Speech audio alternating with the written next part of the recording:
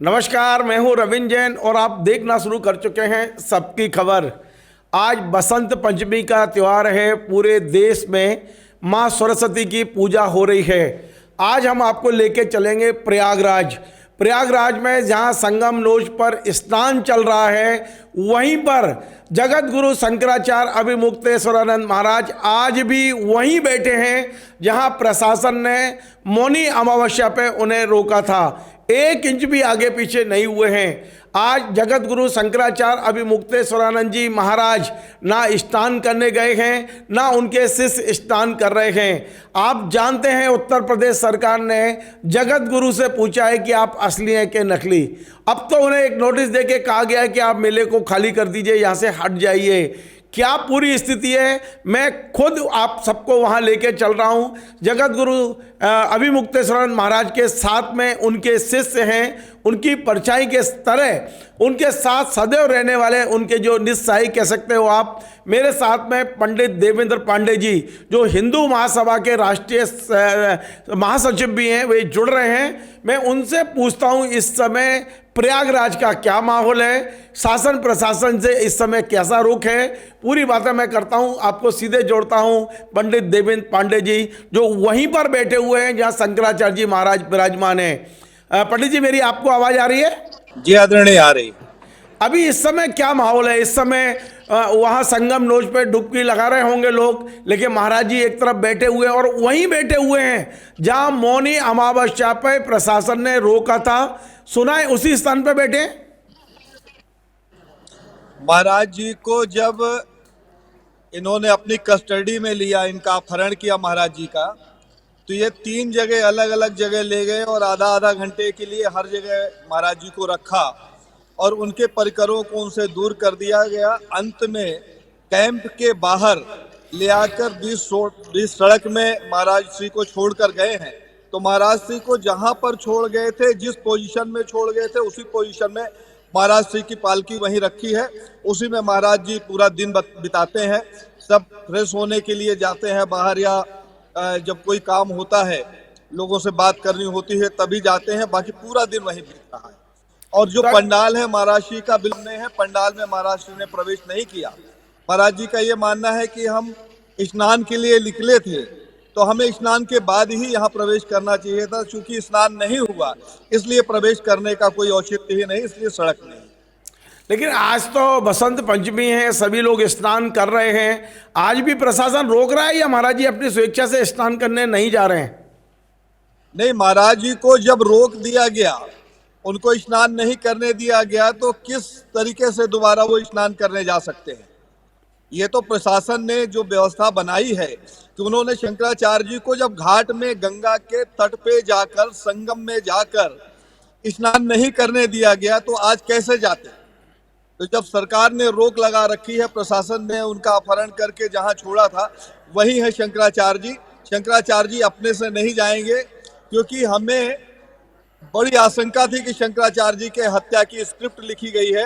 अगर आज शंकराचार्य जी जाएंगे तो जो उनको विफलता मिली है, शंकराचार्य जी की हत्या नहीं कर पाए, वो निश्चित तौर पर आज उसे करने का यत्न करेंगे। लेकिन एक सवाल मेरा यह है कि अभी फिलहाल प्रशासन ने महाराज जी को फिर से एक नोटिस दिया है और कहा है कि आप स्थान खाली कर दीजिए। क्या प्रशासन वहां ऐसी सख्ती करने की तैयारी तो नहीं कर रहा है कि उन्हें जबरन वहां से हटा दे? कर सकते हैं, ये कुछ भी कर सकते हैं। जब हत्या करने का षड्यंत्र किया जा सकता है तो उनके साथ धक्का मुक्की करके बाहर निकालने का यत्न कोई आश्चर्यजनक बात नहीं होगी। देखिए, इस समय पूरे देश भर का संत समाज बहुत दुखी है और वे लोग जो शंकराचार्य जी में श्रद्धा रखते हैं, उनके तो आंसू नहीं थम रहे हैं। इस पूरे घटनाक्रम के बाद में जो माहौल देश भर में हुआ है, मैंने ये भी देखा कि पुरी के शंकराचार्य जी या द्वारका पीठ के शंकराचार्य जी भी अब शंकराचार्य जी अभिमुक्तेश्वरानंद महाराज जी के साथ दिखाई दे रहे हैं। केवल एकमात्र रामभद्राचार्य जी महाराज उनके खिलाफ हैं। क्या कहेंगे आप? असल में यही बात इनको अखर रही है। फूट डालो शासन करो वाले लोग हैं, और शंकराचार्य जी के बारे में हमेशा से ये लोग अफवाह उड़ाते रहे हैं कि शंकराचार्य कभी एक मंच पे नहीं बैठते। अरे मंच में बैठने का अवसर है कि इनको संतुष्ट करने के लिए कहीं भी मंच लगाएं और शंकराचार्य जी बैठ जाए। शंकराचार्यों के बीच में कभी भेद नहीं था, ना है ना कल होगा। विषय में कभी कभी ऐसा होता है कि कोई विषय शंकराचार्य जी ने कहा और उस विषय में आपसी तालमेल न होना एक स्वाभाविक सी बात है, लेकिन शंकराचार्य जी की परंपरा का अपमान हो, सनातन धर्म का अपमान हो, हमारी मान्यताओं का अपमान हो, हमारे पर्व का अपमान हो, शंकराचार्य जी चुप रहें, तो मुझे लगता है कि ये भ्रम भी भारत की जनता का भी टूट गया और जो राजनीतिक लोग हैं उनका भी ये भ्रम टूट गया कि शंकराचार्य आपस में नहीं है। शंकराचार्य जी जितना हमारे शंकराचार्य जी उत्तराम नायक ज्योतिष पीठाधीश्वर दुखी हैं, उनसे ज्यादा दुख आज दूसरे शंकराचार्यों को है कि आज शंकराचार्य जी की परंपरा के ऊपर आघात किया गया है। लेकिन वहाँ शंकराचार्य जी इस समय बैठे हुए हैं, क्या जो और शंकराचार्य वहाँ पहुँचने की संभावना है उनके पक्ष में? अभी तक कितने साधु संत वहाँ पहुँच चुके हैं? क्योंकि मैं भोपाल में हूँ और आप प्रयागराज में, आप वहाँ का माहौल पूरा देख रहे हैं, लगातार आप वहाँ बने हुए हैं उनके साथ में। एक तरह से कह सकता हूँ कि उनकी परछाई के तौर पे आप वहाँ बैठे हुए हैं। थोड़ा आप मेरे तमाम दर्शकों को वहाँ का माहौल और बताइए, माहौल क्या है, किस तरह से भक्त लोग वहाँ आ रहे हैं, किस तरह से उनके अंदर गुस्सा है, वो थोड़ा सा मैं चाहता हूँ कि मेरे दर्शकों को बताएं कि माहौल क्या है वहाँ का। अगर हमें उदंडित होती तो दो बड़े अवसर थे। एक तो शंकराचार्य जी का जब हरण किया गया, वहां से अपहरण करके ले जा रहे थे, अगर शंकराचार्य जी एक बार चिल्लाकर बोल देते सनातनी जनता से जो लाखों की तादाद में घाट में थी कि ये पुलिस वाले हमारा अपहरण कर रहे हैं या ये अपराधी प्रवृत्ति के लोग हैं जिन्हें मैं नहीं जानता, या अपहरण करके ले जा रहे हैं, तो वो सनातनी जनता जिसकी धर्म में आस्था है, जो धर्म की डुबकी लगाने आए हैं और शंकराचार्य जी को ईश्वर के रूप में पूजते हैं, तो उस समय प्रयाग की स्थिति क्या होती है इसका अंदाजा भी नहीं लगाया जा सकता। हो सकता है कि गंगा के घाट रक्त रंजित हो जाते, लेकिन शंकराचार्य जी धर्म को बचाने के लिए कार्य कर रहे हैं, हिंसा से बिल्कुल दूरी बनाए हुए हैं। कल भी और रोज जब मैं हाथ में माइक लेता हूं तो लोगों को जो आते हैं, जिनके तरफ से संदेशे आते हैं, या कई जगह कॉलेजों में, वकीलों के बीच में और पूरे राष्ट्र में जो लोग उद्वेलित हुए हैं, उन लोगों के जब फोन आते हैं तो रोज उन्हें कसम दिलवाता हूं भगवान राम की कि आपको कसम है भगवान राम की कि आप किसी तरीके से उदंडता नहीं करेंगे, किसी तरीके से ऐसा कार्य नहीं करेंगे जो कानून विरुद्ध हो, कहीं सड़कों में आप नहीं उतरेंगे, क्योंकि हमारा ऑब्जेक्ट कोई प्रदर्शन करना नहीं है। ये सनातन के परंपरा की लड़ाई है और सनातन के परंपरा की लड़ाई को शंकराचार्य जी अच्छी तरीके से जानते हैं कैसे लड़ना है। हमें माहौल बनाकर चुनाव में नहीं उतरना है, इसलिए हम तो रोज अपील करते हैं कि किसी तरीके से उदंडता नहीं होना चाहिए, शालीनता के साथ हम लोगों को अपने धैर्य का परिचय देना चाहिए।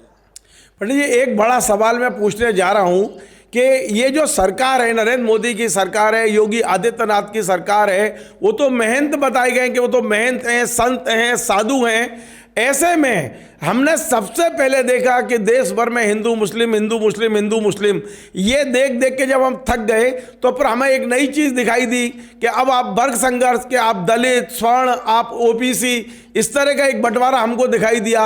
अब तो हमें साधु संतों के बीच में बंटवारा दिखाई दे रहा है कि भैया ये साधु सत्ता के पक्ष में हैं और ये साधु सत्ता के खिलाफ हैं।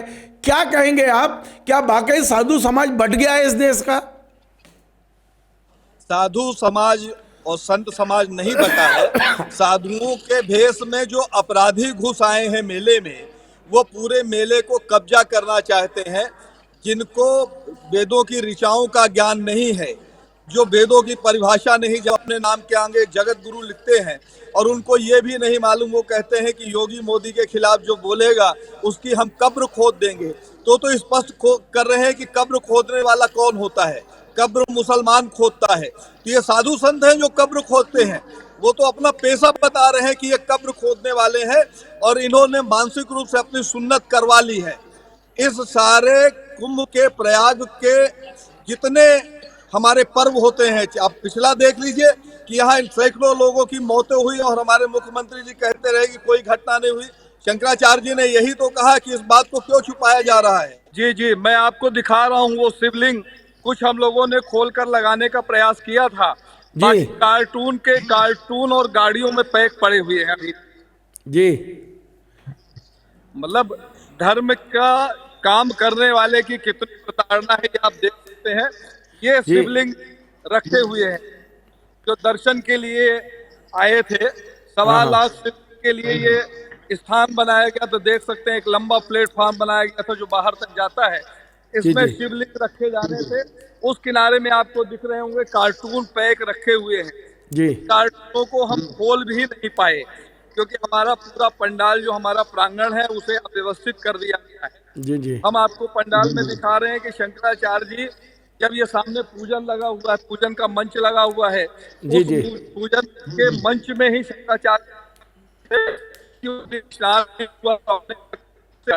शंकराचार्य जी बाहर आए पुलिस के साथ, जो पुलिस उनको लेकर जा रही थी, और ले जाकर पुलिस ने जो घटना किया वो हमने आपको बताया। जी हम जी आपको दिखा रहे हैं कि जो पंडाल है हमारा, जो शंकराचार्य जी का जो शिविर है, जी उस जी शिविर के हम दरवाजे पर पहुंच गए हैं। अब जी आप जी ये देखिए शंकराचार्य जी के शिविर का मेन आप देख पा रहे हैं जी कि जी ये द्वार है जी जी और ये सामने सड़क है, सड़क जी जो जाती है गंगा की तरफ। जी और जी ये शंकराचार्य जी को जब इन्होंने कैद किया था तो ले आकर इनकी पालकी को ये रोड में छोड़ के सड़क, जी जी जी जी जो आप देख रहे हैं पालकी, इसमें तो कुछ टेबल वगैरह हम लोगों ने लगा दिया है। पालकी तो बड़ी छोटी है, तो जी वो जी पालकी जहाँ पर इन्होंने रखी है बिल्कुल उसी स्थिति पे अभी रखी हुई है। जी ये आप जी देख सकते हैं, ये जो पालकी रखी है शंकराचार्य जी इसी में बैठते हैं। और जी जी शंकराचार्य जी उस दिन रात में 1 से 1:30 बजे तक कंटिन्यू बैठे, जी अब क्योंकि मेरा उस दिन जो आखिरी पर्व प्रश्न था, ये है कि शंकराचार्य जी कब तक वहां रुकेंगे और अगली क्या आपकी योजना क्या है आगामी? योजना ये है कि पूरे देश के जो संत समाज है, जी जो सनातनी लोग हैं, उनके मन में बड़ा दुख है कि सनातन का पर्व है ये कोई गवर्नमेंट का पर्व नहीं, ना उसकी दया कृपा से चलता है। जी ये सनातनी परंपरा का उत्सव था। ये जो माघ स्नान का पर्व होता है, ये लाखों सालों की परंपरा है। इसमें संतों का स्नान अगर रोक दिया जाए तो फिर बाकी इसमें कुछ रह नहीं जाता।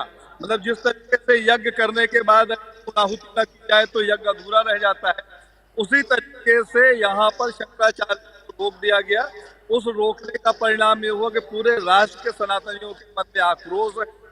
10-11 मार्च को दिल्ली में करीब 2 से 3 लाख, 1 लाख संतों की तो कोई वही नहीं है, 1 से 1.25 लाख संतों की तो स्वीकृति आ चुकी है। 2 से 3 लाख संत वहां इकट्ठा होंगे और सरकार से प्रश्न करेंगे कि भारत के विनाश की आपने जो सुपारी ले रखी है उसका खुलासा करें। भारत में गौहत्या नहीं रोक पा रहे हो, लव जिहाद नहीं रोक पा रहे हो, मंदिर पे मंदिर हमारे प्राचीन तोड़े जा रहे हैं, संतों का अपमान हो रहा है, तो क्या ये सनातनी राष्ट्र है? इस तरीके में सनातन कितने दिन बचेगा और संतों की मर्यादा ही टूट जाएगी। तो इस राष्ट्र में संत परंपरा समाप्त हो जाएगी तो सनातन धर्म अपने आप समाप्त हो जाएगा। इस दिशा में यह सरकार काम कर रही है। तो इन सारे विषयों को लेकर दिल्ली में 10 और 11 मार्च का एक बड़ा आयोजन किया जा रहा है, जिसकी तैयारियां शुरू कर दी। तो 10-11 मार्च को क्या चारों शंकराचार्यों के आने की संभावना है? बिल्कुल आ सकते हैं, बिल्कुल आ सकते हैं। शंकराचार्यों का उपस्थित होना ये जरूरी नहीं कि जब बैठे उपस्थित मानी जाए। शंकराचार्यों का पूर्ण मत है, पूर्ण समर्थन है, पूर्ण उनके विचार है कि भारत में गौहत्या बंद हो। जो आंदोलन हमारा चलाया जा रहा है उसमें चारों शंकराचार्य जी की सहमति है, चारों शंकराचार्य जी का फोटो लगता है। और अभी आपने द्वारका वालों को सुना ही, द्वारका वालों ने बड़े स्पष्ट शब्दों में कहा है कि किसी का गंगा स्नान रोक देना गौ हत्या के पाप के बराबर है। अर्थात उत्तर प्रदेश की सरकार ने शंकराचार्य जी की जो गंगा स्नान की जो प्रक्रिया है उसमें बाधा पहुंचाई। अर्थात पूरी की पूरी सरकार जो है आज गौ हत्यारी सरकार स्वयं में साबित हो गई है। और आपसे ज्यादा कौन जान सकता है कि इन्होंने कहा था देश नहीं बेचने दूंगा, पूरा देश बेचने के बाद आज इनकी नौबत आ गई है कि माँ को काट काट कर बेच रहे हैं। भोपाल में पुलिस मुख्यालय के सामने 26 टन गौमांस पकड़ा गया। उसमें आपने जो स्टोरी, उस स्टोरी से सब कुछ स्पष्ट हो गया है। तो ये सारे घटनाक्रम मिलकर सनातनियों के लिए बड़ा मन में क्षोभ पैदा करते हैं, बड़ी तकलीफ पैदा करते हैं। क्योंकि शंकराचार्य जी सनातन की रक्षा के लिए, सत्ता की चाटुकारिता के लिए नहीं है, तो सनातन की रक्षा के लिए वो हमेशा ही तत्पर रहे, आगे भी रहेंगे। और जो मार्च का कार्यक्रम है निश्चित तौर पर वो सत्ता के को हिला देने वाला होगा। विधर्मियों के चेहरे से नकाब को खींच। एक आखिरी सवाल मेरा है कि जगत गुरु राम भद्राचार्य महाराज जी परसों ग्वालियर में थे और उन्होंने कहा है कि मैं जगत गुरु हूँ, अभी मुक्तेश्वरानंद जी महाराज जी अभी तो जगत गुरु भी नहीं है।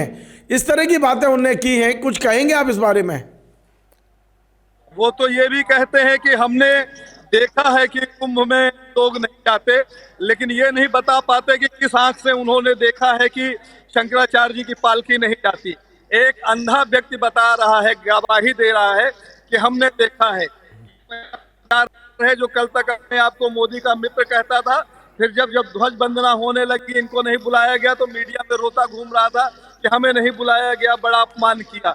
इसका गुरु कौन है, इसको जगत गुरु किसने बनाया, ये हमें बता दे।